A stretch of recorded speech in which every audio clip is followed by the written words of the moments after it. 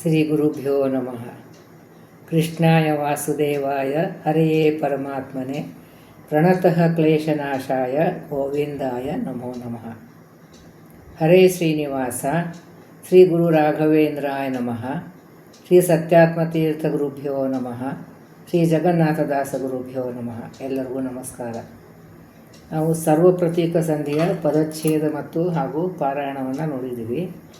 ಇನ್ನು ಸಂಕ್ಷಿಪ್ತವಾದಂಥದ್ದು ಅನುಸಂಧಾನ ಹೇಗೆ ಮಾಡಬೇಕು, ಸಂಕ್ಷಿಪ್ತವಾದಂಥ ಅರ್ಥವನ್ನು, ವಿಷಯ ಯಾವುದೂ ಬಿಡ್ತಾ ಇಲ್ಲ, ಎಲ್ಲ ವಿಷಯನ ಕವರ್ ಮಾಡ್ತಾ ಇದ್ದೀನಿ. ಆದರೆ ವಿವರಣೆ ಕಡಿಮೆ ಮಾಡಿ ವಿಷಯ ಮಾತ್ರ ಪರ್ಫೆಕ್ಟಾಗಿ ಹೇಳ್ತಾ ಇದ್ದೀನಿ. ಎಲ್ಲರೂ ಅದನ್ನು ಅಧ್ಯಯನ ಮಾಡಬೇಕು, ಸರಿಯಾಗಿ ಅದನ್ನು ಅಧ್ಯಯನ ಮಾಡಲೇಬೇಕು. ಆಮೇಲೆ ನಿಮ್ಮ ಅನಿಸಿಕೆಗಳನ್ನು, ನಿಮಗೇನು ಇನ್ನೊಂದು ಸ್ವಲ್ಪ ಇನ್ಫಾರ್ಮೇಷನ್ ಬೇಕು ಅಥವಾ ನೀವು ಸರಿಯಾಗಿ ಅನಿಸಿದೋ ಇಲ್ವೋ, ನಿಮ್ಮ ಅನಿಸಿಕೆಗಳನ್ನು ಕಮೆಂಟ್ ಬಾಕ್ಸಲ್ಲಿ ಏನಾದ್ರು ಒಂದು ಮೆಸೇಜ್ ಮಾಡಿ. ಅವಾಗ ಸ್ವಲ್ಪ ನನಗೂ ಒಂದು ಸ್ವಲ್ಪ ಉತ್ಸಾಹ ಬರ್ತದೆ.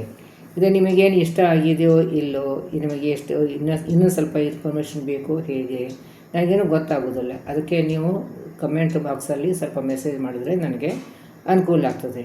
ಆಮೇಲೆ ಇನ್ನಷ್ಟು ಹೆಚ್ಚು ಜನಕ್ಕೆ, ನನ್ನ ಉದ್ದೇಶ ಒಂದೇ ಇದೆ, ಇದನ್ನು ಜಾಸ್ತಿ ಮನೆಯಲ್ಲಿ ಹರಿಕಥಾನುಸಾರ ಪಾರಾಯಣ ನಡೀತಾ ಇದೆ, ಇನ್ನಷ್ಟು ಬೆಳೀಲಿ.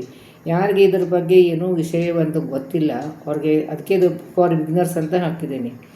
ಯಾರಿಗೇನೂ ಗೊತ್ತಿರಲಿಲ್ಲ, ಒಂದು ಬೇಸಿಕ್ ನಾಲೇಜ್ ಕೊಡಬೇಕು ಅಂತ ಉದ್ದೇಶದಿಂದ ನಾನು ಇದನ್ನೆಲ್ಲ ವೀಡಿಯೋಸ್ ಮಾಡ್ತಾ ಇದ್ದೀನಿ. ನೀವು ಪ್ರಯತ್ನ ಪಡಿ, ಯಾರ್ಯಾರಿಗೆ ಇದ್ರ ಬಗ್ಗೆ ಜ್ಞಾನ ಇಲ್ವೋ ಗೊತ್ತಿಲ್ವೋ ಅವ್ರಿಗೆ ಇದನ್ನು ಸಿಗೋ ಹಾಗೆ ಮಾಡಿ, ಎಲ್ಲರಿಗೂ ಅದನ್ನು ತಿಳಿಸಿ. ಇದನ್ನು ಎಲ್ಲ ಮನೆಯಲ್ಲಿ ಪ್ರತಿಯೊಂದು ಮನೆಯಲ್ಲಿ ಹರಿಕಥಾನುಸಾರ ಪಾರಾಯಣ ನಡೀಬೇಕು ಅನ್ನೋದೊಂದೇ ಉದ್ದೇಶ ನಂದು ಮಾಡ್ತಾಯಿದ್ದೀನಿ. ಅದಕ್ಕೆ ನೀವು ಕೂಡ ಸ್ವಲ್ಪ ಪ್ರಯತ್ನ ಮಾಡಬೇಕು ಅಂತ ನಮ್ಮರ ವಿನಂತಿ. ಹರೇ ಶ್ರೀನಿವಾಸ. ಸರ್ವಪ್ರತೀಕ ಸಂಧಿಯ ಸಾರವನ್ನು ನೋಡೋಣ. ಹರಿಕಥಾಮೃತ ಸಾರ ಗುರುಗಳ ಕರುಣದಿಂದ ಪನಿತು ಪೇಳುವೆ, ಪರಮ ಭಗವತ್ ಭಕ್ತರಿದನಾದರದಿ ಕೇಳುವುದು. ಆವ ಪೊರಬೊಮ್ಮನ ಅತಿ ವಿಮಲ ಅಂಗಾವ ಬದ್ಧರು. ಅಂದರೆ ಇಲ್ಲಿ ಆವ ಅಂತಂದರೆ ಎಲ್ಲಿ, ಯಾವ ಅಂತಂದರೆ ದೂರ, ಆ ಅಂತಂದರೆ ದೂರ ಅಂತ ಶಬ್ದ. ದಿಸ್ ಆ್ಯಂಡ್ ದ್ಯಾಟ್ ಅಂತೀವಲ್ಲ, ಆ ರೀತಿಯಾಗಿ ದೂರ ಇದ್ದಂಥ, ಅಂದರೆ ತ್ರಿಧಾಮ ನಿವಾಸಿಯಾದಂಥ, ಅಂದರೆ ವೈಕುಂಠ ಶ್ವೇತದ್ವೀಪ ಅನಂತಾಸನದಲ್ಲಿ ಇದ್ದಂಥ ಭಗವಂತ ಪರಬ್ರಹ್ಮನ ಅತಿ ವಿಮಲ. ಪರಬ್ರಹ್ಮನ ಅಂತಂದರೆ ಉತ್ತಮವಾದಂಥ ಬ್ರಹ್ಮ. ಉತ್ತಮ ಬ್ರಹ್ಮ ಅಂತಂದರೆ ವಾಸುದೇವ ರೂಪಿ ಪರಮಾತ್ಮ ಅಂತ. ಅಂದರೆ ನಮಗೆ ಮೋಕ್ಷ ಕೊಡುವಂಥ ವಾಸುದೇವ ಪರಮಾತ್ಮನ ಚಿಂತನೆಯನ್ನು ಇಲ್ಲಿ ಕೊಟ್ಟಿದ್ದಾರೆ. ವಿಮಲ ಅಂಗಾವ ಬದ್ಧರು ಅಂದರೆ ಭಗವಂತನ ಅಂಗಾಂಗದಲ್ಲಿ ಇರುವಂಥ, ಅಂದರೆ ಪ್ರಳಯ ಕಾಲದಲ್ಲಿ ಭಗವಂತನ ಅಂಗಾಂಗದಲ್ಲಿ ಹೋಗಿ ದೇವತೆಗಳು ಕೂಡ್ತಾರೆ. ಅವರಿಗೆ ಸಾಯುಜ್ಯ ಮೋಕ್ಷ ಅಂತ ಪಡ್ತಾರೆ. ಈ ಮುಕ್ತಿ ಸಿಕ್ಕೋರು ಸಾಯುಜ್ಯ ಮೋಕ್ಷ ಅಂತ. ಅಂದರೆ ಭಗವಂತ ಇಲ್ಲಿ 4 ರೀತಿಯಾದಂಥ ಮೋಕ್ಷಗಳು: ಸಾರೂಪ್ಯ, ಸಾಮೀಪ್ಯ, ಸಾಲೋಕ್ಯ, ಆಮೇಲೆ ಸಾಯುಜ್ಯ ಅಂತ. ಅದೇ ಸಾರೂಪ್ಯ ಅಂತಂದರೆ ಎಲ್ರಿಗೂ ಭಗವಂತನಂತೆ 4 ಕೈ ಮತ್ತು ಪ್ರಕಾಶವಾದಂಥ ಶರೀರವನ್ನು ಸಿಗ್ತದೆ. ಪೀತಾಂಬರಧಾರಿ ಇರ್ತಾರೆ. ವಕ್ಷಸ್ಥಳ ನಿವಾಸಿ ಇರುವುದಿಲ್ಲ, ಲಕ್ಷ್ಮೀದೇವಿ ಇರೋದಿಲ್ಲ. ಬಾಕಿ ಎಲ್ಲ ಭಗವಂತನಂತೆ ಶುದ್ಧವಾದಂಥದ್ದು, ಅವನಷ್ಟು ಶುದ್ಧವಾದಂಥ ಅಲ್ಲ ಅಂತೂ ಒಂದು ಸ್ವರೂಪವಂತಹ ರೀತಿ ಇರ್ತದೆ. ಅದಕ್ಕೆ ಸಾರೂಪ್ಯ ಲೋಕ, ಸಾರೂಪ್ಯ ಮೋಕ್ಷ ಅಂತ ಹೇಳ್ತಾರೆ. ಈ ಸಾರೂಪ್ಯವನ್ನು ಬೇರೆ ಯಾರು ಮೋಕ್ಷ ಕೊಡ್ತಾರೆ, ಬೇರೆ ರೀತಿಯಾದಂಥ ಮೋಕ್ಷ ಕೊಡ್ತಾರೆ, ಅವರು ಕೂಡ ಇದೇ ರೂಪವನ್ನು ಇರ್ತದೆ. ಆಮೇಲೆ ಎರಡನೇದು ಸಾಮೀಪ್ಯ ಅಂತ, ಅಂದರೆ ಲೋಕದಲ್ಲಿ ಸಮೀಪವಾಗಿ ಇಡ್ತಾನೆ ಭಗವಂತ. ಆಮೇಲೆ ಸಾಲೋಕ್ಯ ಅಂತಾರೆ, ಆ ಲೋಕದಲ್ಲಿ ಇಡ್ತಾನೆ, ಭಗವಂತನ ಮೂಲ ಲೋಕಗಳೇನಿದೆ ಅಲ್ಲಿ ಇರ್ತಾನೆ. ಸಾಯುಜ್ಯ ಅಂತಂದರೆ ಅವನ ಅಂಗಾಂಗದಲ್ಲಿ ಹೋಗಿ ಕೂತ್ಕೋ, ಅಂದರೆ ಸೂರ್ಯಚಂದ್ರರು ಕಣ್ಣಿನಲ್ಲಿ ಕೂತ್ಕೋತಾರೆ. ಅಗ್ನಿ ಬಾಯಲ್ಲಿ ಇರ್ತಾನೆ, ಕೈಯಲ್ಲಿ ದಕ್ಷ ಪ್ರಜಾಪತಿ ಇರ್ತಾನೆ, ಕಾಲಲ್ಲಿ ಜಯಂತ ಇರ್ತಾನೆ. ಹೀಗೆ ಒಂದೊಂದು ಅಂಗಾಂಗದಲ್ಲಿ ಅವು ದೇವತೆಗಳು ಹೋಗಿ ಕೂತ್ಕೊಂಡ್ಬಿಡ್ತಾರೆ. ಆಮೇಲೆ ತಿರ್ಗಾ ಸೃಷ್ಟಿ ಕಾಲದಲ್ಲಿ ಅದೇ ಅಂಗಾಂಗದಿಂದ ದೇವತೆಗಳೆಲ್ಲ ಸೃಷ್ಟಿ ಮಾಡ್ತಾನೆ. ಅಂದರೆ ಸೇಮ್ ದೇವತೆ ಬರೋದಿಲ್ಲ, ಸೇಮ್ ಜೀವ ಬರೋದಿಲ್ಲ. ಆ ಪಟ್ಟಕ್ಕೆ ಬರುವಂತಹ ಜೀವರಾಶಿಗಳು ಬೇರೆ ಇರ್ತಾರೆ. ಇದೆಲ್ಲ ಹೆಸರುಗಳನ್ನು ಈಗ ಪ್ರಿನ್ಸಿಪಲ್ ಅಂತ ಹೇಳ್ತಾರೆ, ಪಟ್ಟದ ಹೆಸರು, ಆ ಸ್ಥಾನದ ಹೆಸರು. ಅಲ್ಲಿ ಬರುವಂತಹ ಜೀವರಾಶಿಗಳು ಪ್ರತಿಯೊಂದು ಕಲ್ಪದಲ್ಲಿ ಬೇರೆ ಬೇರೆಯಾಗಿ ಬರ್ತಾರೆ, ಗುಂಪಾಗಿ ಬರ್ತಾರೆ. ಸೊ ಇಂಥದ್ದು ಭಗವಂತನ ಸಾಯುಜ್ಯ ಮೋಕ್ಷ ಪಡೆಯುವಂಥ ದೇವತೆಗಳು ಎಂದೆನಿಪ ರಾಜೀವ ಭವ ಅಂದರೆ ಬ್ರಹ್ಮದೇವರು, ಕಮಲದಲ್ಲಿ ಹುಟ್ಟಿದಂಥ ಬ್ರಹ್ಮದೇವು ಮೊದಲಾದ ಅಮರರು ಅನುದಿನದಿ ಅದು ಇಂಥ ಎಲ್ಲ ದೇವತೆಗಳು ಅಂದರೆ ಬ್ರಹ್ಮ ಮೊದಲಾದ ಸಮಸ್ತ ದೇವತೆಗಳು ಅನುದಿನದಿ ಹರಿಪದವ ಸೇವಿಪರಿಗೆ, ಹರಿಪದವ ಅಂತಂದರೆ ಭಗವಂತನ ಪಾದದ ಚಿಂತನೆ, ಬರೀ ಭಗವಂತನ ಪಾದ ಚಿಂತನೆ ಅಂತಂದರೆ ನಮ್ಮ ಬಿಂಬರೂಪಿ ಪರಮಾತ್ಮನ ಉಪಾಸನೆ ಮಾಡಬೇಕು. ಯಾಕಂದರೆ ಇಲ್ಲಿ ವಾಸುದೇವ ರೂಪಿ ಪರಮಾತ್ಮ ಚಿಂತನೆ ಕೊಟ್ಟಿದ್ದಾರೆ. ವಾಸುದೇವ ರೂಪಿ ಪರಮಾತ್ಮ ನಮಗೆ ಮೋಕ್ಷವನ್ನು ಕೊಡ್ತಾನೆ. ಸೊ ಮೋಕ್ಷವನ್ನು ಸಿಗಬೇಕಂದ್ರೆ ನಾವು ಅದಕ್ಕಿಂತ ಮೊದಲು ನಮಗೆ ಬಿಂಬ ಅಪರೋಕ್ಷ ಆಗಬೇಕು. ಅಂದರೆ ನಮ್ಮ ಬಿಂಬ ಇದ್ದಂಥ ಭಗವಂತನ ರೂಪವನ್ನು ನಮಗೆ ಕಾಣಿಸ್ಬೇಕು. ಆಮೇಲೆ ಆ ರೂಪದ್ದು ನಾವು ಉಪಾಸನೆಯನ್ನು ಮಾಡಬೇಕು. ಸೊ ಅದಕ್ಕೆ ಹರಿಪದವ ಸೇವಿಪರಿಗೆ ಅಂದರೆ ಬಿಂಬ ಉಪಾಸನೆ ಮಾಡುವಂಥ ಸೇವೆ ಮಾಡುವಂಥ ಭಕ್ತರಿಗೆ ಅನುಕೂಲರು ಅಲ್ಲದೆ, ಅಂದರೆ ಅವ್ರಿಗೆಲ್ಲ ಅನುಕೂಲ ಆಗಿರ್ತಾರೆ. ನಮ್ಮ ಎಲ್ಲ ಕಾರ್ಯಗಳನ್ನು ನಮ್ಮ ದೇವತೆಗಳ ದ್ವಾರ ಭಗವಂತ ಮಾಡಿಸ್ತಾ ಇರ್ತಾನೆ. ದೇವತೆ ಅಂತರ್ಯಾಮಿ ವಾಯುದೇವರು, ವಾಯುದೇವ ಅಂತರ್ಯಾಮಿ ಲಕ್ಷ್ಮೀ, ಲಕ್ಷ್ಮೀ ಅಂತರ್ಯಾಮಿ ಆಗಿ ಲಕ್ಷ್ಮೀ ಸಹಿತ ಭಗವಂತ. ಲಕ್ಷ್ಮೀ ವಕ್ಷಸ್ಥಳದಲ್ಲಿದ್ದಾಳೆ, ಪಕ್ಕದಲ್ಲೂ ಇದ್ದಾಳೆ. ಸೊ ಹೀಗೆ ಈ ರೀತಿಯಾದಂತಹದ್ದು ಎಲ್ಲ ದೇವತೆಗಳ ದ್ವಾರ ನಮ್ಮ ಭಗವಂತ ಕಾರ್ಯಗಳನ್ನು ಮಾಡಿಸ್ತಾನೆ. ಇಂಥ ಚಿಂತನೆ ಮಾಡುವಂಥ ಭಗವಂತನೇ ಎಲ್ಲ ಮಾಡಿಸ್ತಾನಂತ ಇಂಥ ಚಿಂತನೆ ಇದ್ದಂಥವರಿಗೆ ಅನುಕೂಲರಲ್ಲದೆ, ಇವರಿಗೆಲ್ಲ ದೇವತೆಗಳು ಅನುಕೂಲರಾಗಿ ಇರ್ತಾರೆ. ತಾವು ಇವರನ್ನು ಕೆಡಿಸಬಲ್ಲರೆ, ಇವರಿಗೆ ಕೆಡಿಸ್ತಾರೆ ಅಂತಂದರೆ ಈ ಧರ್ಮ ಕಾರ್ಯಗಳನ್ನು ಮಾಡುವಾಗ ನಮಗೆ ವಿಘ್ನಗಳೇ ಜಾಸ್ತಿ. ಕೆಟ್ಟ ಕೆಲಸ ಮಾಡುವಾಗ ವಿಘ್ನಗಳು ಜಾಸ್ತಿ ಇರೋದಿಲ್ಲ. ಈ ಧರ್ಮ ಕಾರ್ಯ ಮಾಡುವಾಗ ಎಲ್ಲ ನಮಗೆ ವಿಘ್ನಗಳು ಜಾಸ್ತಿ ಬರ್ತಾ ಇರ್ತದೆ. ಅಂಥವರಿಗೆ ಈ ದೇವತೆಗಳೆಲ್ಲ ಅನುಕೂಲರಾಗಿ ಇರ್ತಾರೆ. ಕೆಡಿಸಬಲ್ಲರೆ ಶ್ರೀವಿಲಾಸಾಸ್ಪದನ ದಾಸರಿಗೆ ಉಂಟೆ ಅಪಜಯವು. ಅಂದರೆ ಇಲ್ಲಿ ಇದು ದುರ್ಜನರಿಗೆ ಒಂದು ಸದೆ ಬಿಡುವಂಥವನು ಶ್ರೀವಿಲಾಸಾಸ್ಪದನೆಗೆ ಅಂತಂದರೆ ಇಲ್ಲಿ ಆನಂದಮಯವಾದಂಥ ರಮಾದೇವಿಗೆ ವಿಹಾರ ಮಾಡುವಂಥದ್ದು. ಅದೇ ಮೇಲೆ ಇದು ಆನಂದ ಸಂಪತ್ತು ಅಂತ ಕೊಡುವಂತಹ ಭಗವಂತನ ಶ್ರೀ ವಿಲಾಸಾಸ್ಪದನ ಅಂದರೆ ರಮಾದೇವಿಗೆ ವಿಹಾರ ಕೊಡುವಂಥ, ರಮಾದೇವಿಯಿಂದ ಭಗವಂತನಿಗೆ ಏನು ಆನಂದಮಯ ಇಲ್ಲ, ವಿಹಾರ ಇಲ್ಲ. ಲಕ್ಷ್ಮೀದೇವಿಗೆ ಅವನು ಕೊಡ್ತಾನೆ. ಅವಳು ಇಚ್ಛೆ ಪಡ್ತಾಳೆ, ಅವಳು ಭಕ್ತಿ ಮಾಡ್ತಾಳೆ, ಅದಕ್ಕೆ ಅವಳ ಇಚ್ಛೆ ಪೂರ್ತಿ ಮಾಡೋಕ್ಕೋಸ್ಕರ ಅವಳ ಜೊತೆಯಲ್ಲಿ ವಿಹಾರ ಮಾಡ್ತಾನೆ ಅಂತ. ಇಂಥ ಸಾಧ್ಯರಿಗೆ ಅದು ದಾಸರಿಗೆ ಉಂಟೆ ಅಪಜಯವು. ಅಂದರೆ ಈಗ ಅಂದರೆ ಇಲ್ಲಿ ಅಪಯಜಯ ಇಲ್ಲ ಅಂತ. ಹಾಗಾದರೆ ನಾವು ಈ ಭಗವಂತನ ಭಕ್ತಿ ಮಾಡ್ತೀವಿ, ಅದು ನಮಗೆ ಬೇಕಾದಷ್ಟು ಅಪಯ ಇರ್ತಾವಲ್ಲ ಅಂತಂದರೆ ಅದು ನಮ್ಮ ದೈವವಶ ಏನಿರ್ತೋ ಅದು ಬರ್ತದೆ. ಆದರೆ ಏನಾಗ್ತದೆ, ಇದು ಅಪಜಯ ಅಂತಂದರೆ ನಮಗೆ ಮೋಕ್ಷ ಸಾಧನಕ್ಕೆ ಅಪಜಯ ಆಗುವುದಿಲ್ಲ. ಮೋಕ್ಷ ಸಾಧನೆ ನಮಗೆ ಅದು ಲೇಟ್ ಆಗ್ಬೋದು, ಆದರೆ ನಮಗೆ ಅಪರೋಕ್ಷ ಜ್ಞಾನ ಆಗೇ ಆಗ್ತದೆ. ಅಪರೋಕ್ಷ ಜ್ಞಾನ ಆದಮೇಲೆ ಮೋಕ್ಷ ಆಗೇ ಆಗ್ತದೆ. ಇದೊಂದು ಭರವಸೆಯನ್ನೇ ಕೊಟ್ಟಿದ್ದಾರೆ. ಅಂದರೆ ಇಲ್ಲಿ ಯಾವ ಭಕ್ತರು ಈ ರೀತಿಯಾಗಿ ಅಂತ ಇದು ಮಾಡ್ತಾರೋ, ಭಕ್ತಿ ಮಾಡ್ತಾರೆ, ಅವರಿಗೆ ಬ್ರಹ್ಮಾದಿ ದೇವತೆಗಳ ಅನುಕೂಲರಾಗಿರ್ತಾರೆ. ಅವರ ಕಾರ್ಯವನ್ನು ಅಂದರೆ ಈ ಭಗವಂತನ ಭಕ್ತಿ ಮಾಡುವ ಧರ್ಮ ಕಾರ್ಯದಲ್ಲಿ ಅವರು ಅಡಚಣೆ ತರುವುದಿಲ್ಲ, ಅವ್ರಿಗೆ ಅಪಜಯ ಕೂಡ ಇರುವುದಿಲ್ಲ. ಸೊ ಅದಕ್ಕೆ ನಾವು ಜಯ ಅಪಜಯ ಇವಾಗ ತಕ್ಷಣ ನಮಗೇನು ರಿಸಲ್ಟ್ ಕಾಣಿಸ್ತಿದೆ ಅದ್ರ ಮೇಲೆ ನಾವು ಅದನ್ನು ತೀರ್ಮಾನ ಮಾಡ್ತೀವಿ. ಆ ರೀತಿಯಾಗಿ ತೀರ್ಮಾನ ಮಾಡಿ ಇದು ಲಾಂಗ್ ಟರ್ಮ್ ಭಗವಂತನ ಸೇವೆ, ಇದು ಲಾಂಗ್ ಟರ್ಮ್ ಇದ್ದದ್ದು. ಸೊ ಲಾಂಗ್ ಟರ್ಮಲ್ಲಿ ಏನಾಗ್ತದೆ, ಸದ್ಯಕ್ಕೆ ನಮಗೆ ಕರ್ಮಾನುಸಾರವಾಗಿ ಪಾಪ ಪುಣ್ಯಗಳನ್ನು ಭೋಗವನ್ನು ಕೊಡ್ತಾ ಇರ್ತಾನೆ ಭಗವಂತ. ನಾವು ಏನೋ ಧರ್ಮ ಕಾರ್ಯ ಮಾಡೋಕ್ಕೆ ಹೋಗ್ತೀವಿ, ಅದರಲ್ಲಿ ಅಪಜಯ ಇರ್ತದೆ. ಅಥವಾ ನಾವು ಲೌಕಿಕವಾದಂಥ ವಿಷಯ ಮಾಡ್ತಾ ಇರ್ತೀವಿ, ಅದು ಕೂಡ ಅಪಜಯ ಆಗ್ತಾ ಇರ್ತದೆ. ಮತ್ತು ಇಲ್ಲಿ ಅಪಜಯ ಇಲ್ಲ ಅಂತ ದಾಸರು ಯಾಕೆ ಹೇಳ್ತಾರೆ ಅಂತಂದರೆ, ಈ ಲೌಕಿಕವಾದಂಥ ವಿಷಯ ಅವ್ರು ಹಿಡಿಯೋದೇ ಇಲ್ಲ, ಅದಕ್ಕೆ ಸಂಬಂಧ ಇಲ್ಲ ಅವರಿಗೆ. ಅದೇ ನಮಗೆ ಮೋಕ್ಷ ಮಾರ್ಗ ಸಲುವಾಗೋಸ್ಕರ ಭಗವಂತ ಆರಾಧನೆ ಮಾಡ್ತೀವೋ, ಅದರಿಂದ ನಮ್ಮ ಅಪರೋಕ್ಷ ಜ್ಞಾನ ಆಗ್ತದೆ, ಅದರಿಂದ ನಮಗೆ ಮೋಕ್ಷ ಆಗ್ತದೆ, ಅದರಲ್ಲಿ ಅಪಜಯ ಇರೋದಿಲ್ಲ ಅಂತ. ಅದು ಲಾಂಗ್ ಟರ್ಮ್ ರಿಸಲ್ಟನ್ನು ಹೇಳ್ತಾ ಇದ್ದಾರೆ. ಇನ್ನು ಎರಡನೇ ನುಡಿಯಲ್ಲಿ ಶ್ರೀಧನ ಅಂಘ್ರಿ ಸರೋಜಯುಗಳ ಏಕಾದಶ ಸ್ಥಾನ ಆತ್ಮದೊಳಗೆ ಇಟ್ಟು ಆದರದಿ ಸಂತುತಿಸುವವರಿಗೆ ಈ ನವಗ್ರಹವು. ಅಂದರೆ ಜ್ಞಾನೇಶ್ವರ ಸಂಪತ್ತಿದ್ದಂಥ ಜ್ಞಾನ ಐಶ್ವರ್ಯ ಸಂಪತ್ತು ಕೊಡುವಂಥ ಭಗವಂತನದು ಇದು ಯಾರು ದೈತ್ಯರು ತೊಂದರೆ ಕೊಡ್ತಾರೆ ಅವ್ರಿಗೆ ಖಂಡಿಸುವಂಥ ಭಗವಂತ ಈ ರೀತಿಯಾಗಿ ನಾವು ಚಿಂತನೆ ಮಾಡ್ತಾ ಶ್ರೀಧನ ಅಂಗ್ರಿ ಭಗವಂತನ ಪಾದಗಳ ಅಂಗ್ರಿ ಪಾದಗಳ ಸರೋಜ ಯುಗಳ ಪಾದ ಕಮಲಗಳಿಗೆ ಎರಡು ಪಾದ ಯಾವ ಸರೋಜ ಯುಗಳ ಅಂತೇಳಿ ಎರಡು ಪಾದ ಅಂದರೆ ಭಗವಂತನ ಒಂದು ಪಾದದ ಜ್ಞಾನ, ಒಂದು ಪಾದ ಆನಂದವನ್ನು ಅಭಿವೃದ್ಧಿ ಆಗ್ತದೆ. ಅದಕ್ಕಾಗಿ ಎರಡು ಪಾದದ ನಮಗೆ ಚಿಂತನೆ ಮಾಡಿದರೆ ಜ್ಞಾನ ಆನಂದ ಅಭಿವೃದ್ಧಿ ಆಗ್ತದೆ. ಸೊ ಇಂಥ ಪಾದಗಳ ಚಿಂತನೆ ಮಾಡ್ತಾ ಮಾಡ್ತಾ ಭಗವಂತನದು ನಾವು ಎಲ್ಲಿ ಚಿಂತನೆ ಮಾಡಬೇಕು? ಏಕಾದಶ ಸ್ಥಾನ ಆತ್ಮದೊಳಗೆ. ಏಕಾದಶಿ ಇಂದ್ರಿಯಗಳು, ಜ್ಞಾನೇಂದ್ರಿಯ, ಕರ್ಮೇಂದ್ರಿಯ, ಮನಸ್ಸಿನೇ ಮುಖ್ಯವಾದಂಥ ಕಾರಣವೆಲ್ಲ ಕಾರಣಕ್ಕೆ ಕರ್ಮಕ್ಕೆ ಮನಸ್ಸೇ ಮುಖ್ಯವಾದಂಥ ಕಾರಣ ಇರ್ತದೆ.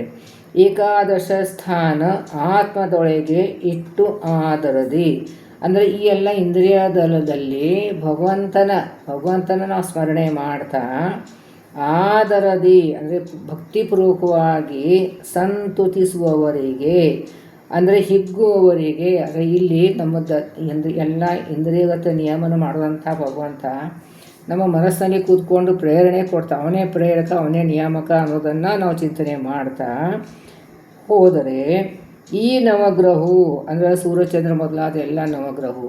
ನವಗ್ರಹ ಅಂತ ಯಾಕೆ ಕೊಟ್ಟಿದ್ದಾರೆ? ನವಗ್ರಹವು ಆದಿತೇಯರು ಸಂತತ ಆದಿವ್ಯಾಧಿಗಳ ಪರಿಹರಿಸುವುದು ಅವರನ್ನು. ಅಂದರೆ ಇವಾಗ ನವಗ್ರಹಗಳು ನಮಗೆ ತೊಂದರೆ ಇದೆ, ಬಾಧೆ ಅಂತ ನಾವು ಕುಂಡ್ಲಿ ನೋಡ್ಕೊಂಡ್ಬಿಟ್ಟು ಹೇಳ್ತೀವಿ. ಸೊ ಅವ್ರಿಗೆ ನಮಗೇನು ಸಂಬಂಧ? ಯಾಕೆ ನಮಗೆ ಅವರು ತೊಂದರೆ ಕೊಡ್ತಾರೆ? ಅವರು ನಮ್ಮ ಕರ್ಮಾನುಸಾರವಾಗಿ ಇವಾಗ ಏನು ಪರಿಸ್ಥಿತಿ ಇದೆಯೋ ಅದನ್ನು ಅವರು ತೋರಿಸ್ಕೊಡ್ತಾರೆ. ಅದನ್ನು ನಮ್ಮದು ಮಾರ್ಕ್ಸ್ ಕಾರ್ಡ್ ತೋರಿಸ್ದಂಗೆ ನಾವು ಪರೀಕ್ಷೆ ಬರೆದಿರ್ತೀವಿ, ಅದರದ್ದೇನು ಮಾರ್ಕ್ಸ್ ಬಂದಿರ್ತಾರೆ ಮಾರ್ಕ್ಸ್ ಕಾರ್ಡ್ ತೋರಿಸೋದು. ಸೊ ನಾವು ಮಾರ್ಕ್ಸ್ ಕಡಿಮೆ ಬಂದದ್ದು ಡಿಸ್ಕ್ರೆಡಿಟ್ ಕಾರ್ಡಿಗೆ ಹೋಗೋದಿಲ್ಲ, ಅಥವಾ ಒಳ್ಳೆ ಮಾರ್ಕ್ಸ್ ಬಂದರೆ ಅದ್ರ ಕ್ರೆಡಿಟು ಕಾರ್ಡಿಗೆ ಹೋಗೋದಿಲ್ಲ, ನಮ್ಮ ಪ್ರಯತ್ನಕ್ಕೆ. ಅದೇ ರೀತಿಯಾಗಿ ಈ ದೇವತೆಗಳು ನಮ್ಮ ಕರ್ಮಾನುಸಾರವಾಗಿ ಈಗ ನಮ್ಮದು ಕಾಲ ಹೇಗೆ ನಡೆದಿದೆ, ಇವಾಗ ನಮ್ಮ ಪರಿಸ್ಥಿತಿ ಹೇಗಿದೆ, ನಮಗೆ ಯಾವ ಗ್ರಹ ಉಪಾಸನೆ ಮಾಡಿದರೆ ಆ ಬಾಧೆಯನ್ನು ಪರಿಹಾರ ಆಗುತ್ತೆ ಅನ್ನೋದನ್ನು ತೋರಿಸ್ಕೊಡ್ತಾರೆ. ಗ್ರಹಗಳು ನಮಗೆ ತೊಂದರೆ ಕೊಡೋದಿಲ್ಲ. ಸೊ ನಮ್ಮ ಕರ್ಮಾನುಸಾರವಾಗಿ ಏನು ನಮಗೆ ತೊಂದರೆ ಬರ್ತಾ ಇರ್ತದೋ, ಯಾವ ಗ್ರಹ ಉಪಾಸನೆ ಮಾಡಿದರೆ ತೊಂದರೆ ದೂರ ಆಗ್ತದೆ. ಇದನ್ನು ಅವರು ನಮ್ಮ ಮಾರ್ಕ್ಸ್ ಕಾರ್ಡ್ ತೋರಿಸ್ದಂಗೆ ತೋರಿಸ್ಕೊಡ್ತಾರೆ. ಅವರು ಡೈರೆಕ್ಟಾಗಿ ಅವರು ನಮಗೆ ತೊಂದರೆ ಕೊಡ್ತಾ ಇರೋದಿಲ್ಲ. ನಮ್ಮ ತೊಂದರೆ ಬಂದದ್ದನ್ನು ಪರಿಹಾರಕ್ಕೋಸ್ಕರ ಗ್ರಹಗಳು ಇದ್ದಾವೆ. ಸೊ ಅದಕ್ಕೆ ಈ ಗ್ರಹ ದೋಷ ಅಂತ ಹೇಳ್ತಾರೆ. ನಮಗೆ ಈ ಭವಿಷ್ಯವರು ಹೇಳ್ತಾರೆ, ಕುಂಡ್ಲಿ ಹೇಳ್ತಾರೆ, ಈ ಕುಂಡ್ಲಿ ಈ ಬುಧ ದೋಷ ಇದೆ, ಶನಿ ದೋಷ ಇದೆ ಅಂತ. ಅಂದರೆ ಅವ್ರು ನಮಗೆ ತೊಂದರೆ ಕೊಡ್ತಾ ಇರಲ್ಲ. ನಮ್ಮ ಕರ್ಮಾನುಸಾರವಾಗಿ ಅವರು ಆರಾಧನೆ ಮಾಡಿದರೆ ನಮಗೆ ಈ ಬಂದಂಥ ದೋಷವನ್ನು ನಮ್ಮ ಪರಿಹಾರ ಆಗ್ತದಂತೆ. ಈ ರೀತಿಯಾಗಿನ ಅರ್ಥ ಮಾಡ್ಕೋಬೇಕು. ಅಂದಾಗ ನಮಗೆ ಹರಿಕಥಾಂಸ ಕೈಯಲ್ಲಿ ಹಿಡಿದೋದಕ್ಕೆ ಸಾರ್ಥಕ. ಆಮೇಲೆ ಇದು ಆದಿತ್ಯರು ಸತತವಾಗಿ ಆದಿವ್ಯಾಧಿ, ಇದು ಆದಿದೈವಿಕ ಆದಿಭೌತಿಕ ಅಂತೆಲ್ಲ ಹೇಳ್ತೀವಿ, ಆಧ್ಯಾತ್ಮಿಕ ಅಂತ ಹೇಳ್ತೀವಿ. ಈ ಮೂರು ಇದಂಥದ್ದು ನಮಗೆ ತಾಪಗಳು. ಅದರಲ್ಲಿ ಆದಿ ಅಂತಂದ್ರೇನು? ಮನಸ್ಸಿಗೆ ತೊಂದರೆ ಆಗೋದಂಥದ್ದು ಆದಿ ಅಂತ ಹೇಳ್ತಾರೆ. ವ್ಯಾಧಿ ಅಂತಂದರೆ ದೇಹದಿಂದ ಆದಂಥ ವಿಕಾರ, ದೇಹಕ್ಕೆ ಬಂದ ತೊಂದರೆಗಳು. ಪರಿಹರಿಸುತ್ತು ಅವರಲ್ಲೇ ಪರಿಹಾರ ಮಾಡ್ತಾರೆ. ಇಲ್ಲ ನವಗ್ರಹಗಳನ್ನು ನಮಗೆ ಪರಿಹಾರ ಕೊಡ್ತಾರೆ. ನಾ ಹೇಳಿದ್ನಲ್ಲ, ಈ ರೀತಿಯಾಗಿ ಅವ್ರು ಪರಿಹಾರ ಕೊಡ್ತಾರೆ. ಪರಿಹರಿಸುತ್ತ ಅವರನ್ನು ಕಾದುಕೊಂಡಿಹರು ಎಲ್ಲರೂ ಒಂದು ಆಗಿ ಈಶನ ಆಜ್ಞೆಯಲ್ಲಿ. ಎಲ್ಲ ಗ್ರಹಗಳು ದೇವತೆಗಳು ಎಲ್ಲ ಒಂದಾಗಿ, ಅಂದರೆ ಒಬ್ಬರೊಬ್ಬರಿಗೆ ಸಪೋರ್ಟಿವ್ ಕೆಲಸ ಮಾಡ್ತಾರೆ. ನಮ್ಮ ಮನುಷ್ಯರು ಸ್ಪೆಷಲಿ ನಮ್ಮ ರಾಮಾಯಣದಲ್ಲಿ ಮಾಡ್ತೀವಿ, ಇನ್ನೊಬ್ಬರಿಗೆ ಕೆಳಗಡೆ ಎಳೋಕ್ಕೆ ನೋಡ್ತಾ ಇರ್ತೀವಿ. ಈ ದೇವತೆಗಳಾಗಲಿ ಗ್ರಹಗಳು ಕೂಡ ದೇವತೆಗಳನ್ನೇ. ಇವು ದೇವತೆಗಳಲ್ಲೂ ಒಬ್ಬರೊಬ್ಬರಿಗೆ ಸಪೋರ್ಟಿವ್ ಆಗಿ ಕಾರ್ಯ ಮಾಡ್ತಾರೆ, ಇನ್ನೊಬ್ಬರು ಜಗ್ಗೋಕ್ಕೆ ತೊಂದರೆ ಕೊಡೋಕ್ಕಿರೋದಿಲ್ಲ. ಸೊ ಅದಕ್ಕೆ ಈ ರೀತಿಯಾಗಿ ಅದೆಲ್ಲ ಈ ಕುಂಡ್ಲಿ ನೋಡೋರಿಗೆಲ್ಲ ಸರಿಯಾಗಿ ಗೊತ್ತಿರುತ್ತೆ, ಯಾವ ಗ್ರಹಗಳು ಯಾರು ಸಪೋರ್ಟಿವ್ ಅಂತ ಹೇಳ್ತಾರೆ. ಅವ್ರು ನನಗೆ ಅಷ್ಟು ಗೊತ್ತಿಲ್ಲ, ಅಷ್ಟೇನು ಏನೂ ಗೊತ್ತಿಲ್ಲ ಅದರಲ್ಲಿ. ಅದಕ್ಕೆ ಈ ಎರಡು ಗ್ರಹ ಒಂದೇ ಮನೆಯಲ್ಲಿ ಬಂದರೆ ತೊಂದರೆ ಇರ್ತದೆ, ಒಂದೇ ಮನೆ ಇದ್ದರೆ ನಮಗೆ ಸಪೋರ್ಟ್ ಇರ್ತದೆ, ನಮಗೆ ಒಂದು ಅನುಕೂಲವಾಗಿರ್ತಾರೆ. ಇದೆಲ್ಲ ಶಾಸ್ತ್ರದಲ್ಲಿ ಹೇಳ್ತಾರೆ, ಅದು ಶಾಸ್ತ್ರ ಸರಿಯಾಗಿದೆ. ನನಗೆ ಅಷ್ಟು ಹೇಳೋಕ್ಕೆ ಗೊತ್ತಾಗೋದಿಲ್ಲ. ಆದರೆ ಇದೆಲ್ಲ ಗ್ರಹಗಳು ಎಲ್ಲರೂ ಒಂದು ಆಗಿ ಈಶನ ಆಜ್ಞೆ ಅಂದರೆ ಭಗವಂತ ಏನು ಆಜ್ಞೆ ಮಾಡಿದ್ದಾರೆ ಆ ಪ್ರಕಾರ ಅವರು ವರ್ತನೆ ಮಾಡ್ತಾರೆ. ಸೊ ನಾವು ಗ್ರಹಗಳು ನಮಗೆ ತೊಂದರೆ ಕೊಡೋದಿಲ್ಲ, ಭಗವಂತನ ಆಜ್ಞೆಯ ಪ್ರಕಾರ ನಮಗೆ ಅವರು ತೋರಿಸ್ಕೊಡ್ತಾರೆ, ಕರಡಿ ತೋರಿಸ್ಕೊಡ್ತಾರೆ, ನಿಮ್ಮ ಸದ್ಯಕ್ಕೆ ಈ ಪೀರಿಯಡ್ ಈ ರೀತಿಯಾಗಿ ಇದೆ ಅಂತ. ಅದಕ್ಕೆ ಏನು ಪರಿಹಾರ ಮಾಡಬೇಕು ಅಂತಕ್ಕಂಥ ಗ್ರಹಗಳು ನಮಗೆ ಸಹಾಯಕ ನಿಂತಿದ್ದಾರೆ, ಅದನ್ನ ತೊಂದರೆ ಕೊಡೋಕ್ಕೆ ಅಲ್ಲ ಅಂತ. ಅವರೆಲ್ಲ ಒಂದು ಆಗಿ ರಕ್ಷಣೆ ಮಾಡ್ತಾರೆ, ಎಲ್ಲ ಗ್ರಹಗಳು ನಮಗೆ ರಕ್ಷಣೆ ಮಾಡ್ತಾರೆ ಅನ್ನೋದನ್ನು ಇಲ್ಲಿ ತೋರಿಸ್ಕೊಡ್ತಾ ಇದ್ದಾರೆ. ಇನ್ನೊಂದು ನುಡಿಯಲ್ಲಿ ಇನ್ನು ಮೂರನೇ ನುಡಿಯಲ್ಲಿ ಮೇದಿನಿಯ ಮೇಲೆ ಉಳ್ಳ ಗೋಷ್ಪದ ಉದಕಗಳ ಎಲ್ಲ ಅಮಲ ತೀರ್ಥವು ಪಾದಪ ಅದ್ರಿ ಧರಾತಳವು ಸುಕ್ಷೇತ್ರ. ಸೊ ಇಲ್ಲಿ ಭೂಮಿ ಮೇಲಿದ್ದಂಥದ್ದು ಆಕಳ ಹೆಜ್ಜೆ ಮುಡಿರ್ತದೆ, ಅಲ್ಲಿ ಮಳೆ ನೀರು ನಿಂತಿರ್ತದೆ. ಸೊ ಆಮೇಲೆ ಇದು ಅದು ಮೇಲುಳ್ಳ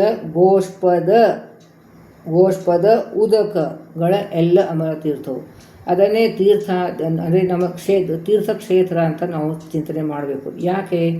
ಆಕಳ ಪವಿತ್ರ, ಆಕಳ ಹೆಜ್ಜೆ ಪವಿತ್ರ, ಅದಕ್ಕೆ ಆ ಭೂಮಿ ಪವಿತ್ರ ಆಯಿತು. ಆ ತೆಗ್ಗಿನಲ್ಲಿ ಬಂದಂತಹ ನೀರ ಆಕಳ ಹೆಜ್ಜೆ ಇದ್ದದ್ದಕ್ಕೆ ಪವಿತ್ರ ಆಯಿತು.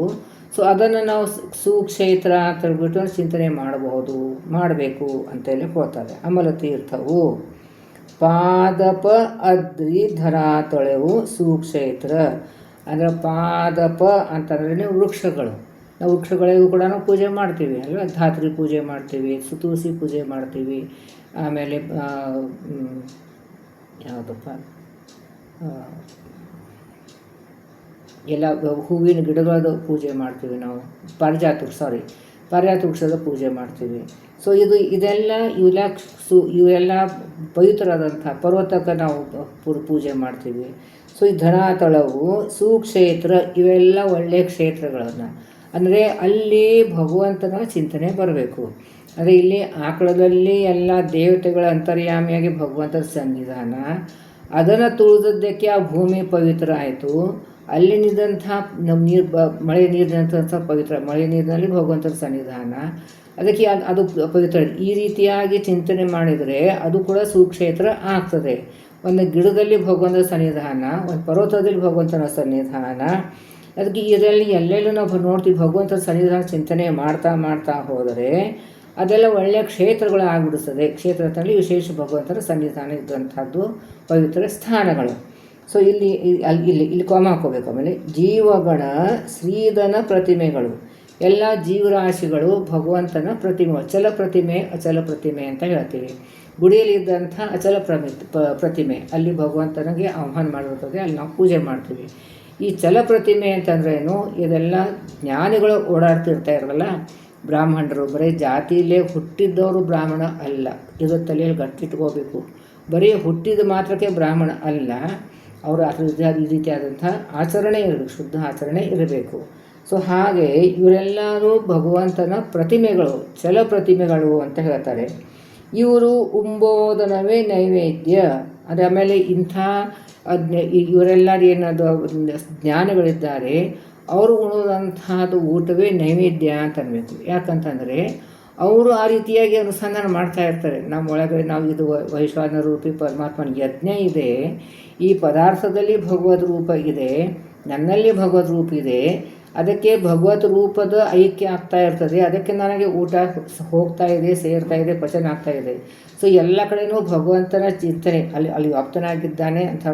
ಈಗ ಭೋಜನ ಸಂಧಿಯಲ್ಲಿ ವಿಸ್ತಾರವಾಗಿ ನೋಡಿದ್ವಿ ಭಗವಂತನ ವ್ಯಾಪ್ತಿಯಲ್ಲಿ ಊಟ ಮಾಡುವಾಗ ಹೇಗೆ ಚಿಂತನೆ ಮಾಡಬೇಕು ಅಂತ ಅನ್ನೋದನ್ನು. ಸೊ ಅದಕ್ಕೆ ಇಂಥ ಜ್ಞಾನಿಗಳು ಊಟ ಮಾಡುವಂಥ ವಿಷಯನೇ, ಅದನ್ನೇ ಭಗವಂತನಿಗೆ ನೈವೇದ್ಯ ಅಂತ ನಾವು ಚಿಂತನೆ ಮಾಡಬೇಕು. ನಿತ್ಯದಿ ಹಾದಿ ನಡುವುದೇ ನರ್ತನಗಳೇ.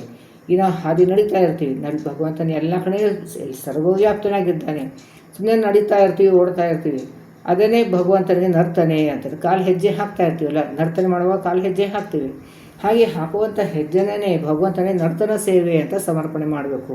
ಅಂದರೆ ಪ್ರತಿಯೊಂದು ಕಡೆಯೂ ಭಗವಂತನ ಚಿಂತನೆ ಮಾಡಿ ಸಮರ್ಪಣೆ ಮಾಡಬೇಕು ಅನ್ನೋದೇ ಹೇಳ್ತಾ ಇದೆ. ನರ್ತವ ಎಂದು ಅರಿತವನ್ನೇ ಯೋಗಿ, ಇವನೇ ಯೋಗಿ ಅಂತ. ಜ್ಞಾನಿ ಯೋಗಿ ಅಂತಂತಂದ್ರೆ ಏನು? ಭಗವಂತನ ಹತ್ತಿರ ಇರ್ತಾರೆ, ಅವ್ರು ಭಗವಂತನ ಕಾಣ್ತಾ ಇರ್ತಾರೆ ಇಂಥ. ಸೊ ಎಲ್ಲೆಲ್ಲೂ ನಾವು ಭೂಮಿಯಲ್ಲಿ, ಪರ್ವತದಲ್ಲಿ, ವೃಕ್ಷದಲ್ಲಿ ಎಲ್ಲ ಕಡೆ ನಾವು ಭಗವಂತ ಚಿಂತನೆ ಮಾಡಿದ್ರೆ ಅವೇ ಒಳ್ಳೆಯ ಕ್ಷೇತ್ರಗಳಾಗ್ಬಿಡ್ತವೆ. ಎಲ್ಲ ಜೀವರಾಶಿ ಒಳಗಡೆ ಭಗವಂತ ವ್ಯಾಪ್ತನಾಗಿದ್ದಾನೆ. ಅವರು ಮಾಡುವಂಥ ಊಟಕ್ಕೆ ಹಾಕೋದಂಥದ್ದು ಅದನ್ನೇ ನೈವೇದ್ಯ ಅಂತಂದರೆ 36,000 ದಂಪತಿ ರೂಪದಲ್ಲಿ ಭಗವಂತ ಇದ್ದಾನೆ. ಇದನ್ನು ಅವನಿಗೆ ಸಮರ್ಪಣೆ ಅಂತ ನಾವು ಚಿಂತನೆ ಮಾಡಿಕೊಟ್ರೆ ಅದರ ಫಲ ನಮಗೆ ಪೂರ್ಣವಾಗಿ ಫಲವನ್ನು ಬರ್ತದೆ. ಈ ರೀತಿಯಾಗಿ ನಾವು ಎಲ್ಲಿ ಪ್ರತಿಯೊಂದು ಕಡೆ ಭಗವಂತ ಚಿಂತನೆ ಮಾಡಿದರೆ ಅವರೇ ಯೋಗಿ ಆಗ್ತಾರೆ. ಅವರೇ ನಮಗೆ ಶ್ರೇಷ್ಠವಾದಂಥದ್ದು ಜ್ಞಾನಿಗಳು, ಶ್ರೇಷ್ಠವಾದಂಥ ಭಗವದ್ಭಕ್ತರು ಅಂತ ಅನಿಸ್ಕೊಳ್ತಾರೆ ಅಂತ ಹೇಳ್ತಾರೆ. ನಾಹಂ ಕರ್ತ ಹರಿಕರ್ತ ಹರಿ ಪ್ರೇರಣೆ ಹರಿ ಪ್ರೀತ್ಯರ್ಥ ಪತಿ ಅಂತರ್ಗತ ಮಧ್ವಾಂತರ ಕೃಷ್ಣಾರ್ಪಣಮಸ್ತು.